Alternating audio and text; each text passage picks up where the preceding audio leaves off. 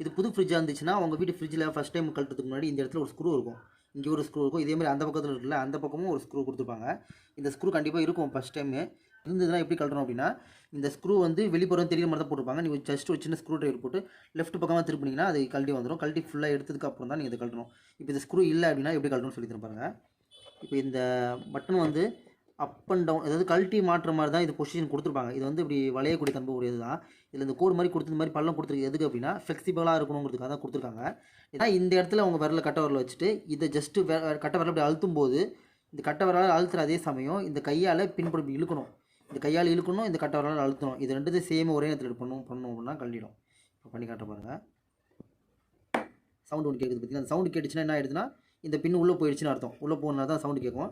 இந்த பின் உள்ளே போகும்போது இந்த இடத்துல இந்த இதெல்லாம் ஜாயிண்ட் ஆகிடுது பாருங்க அப்படியே. இப்போ இது உள்ளே போனதுக்கப்புறம் இந்த ட்ரே வந்து ஈஸியாக வெளியே எடுத்துடலாம். மாற்றுறதும் அப்படி தான், ரொம்ப ஈஸி தான். இந்த அவ்வளோதான்.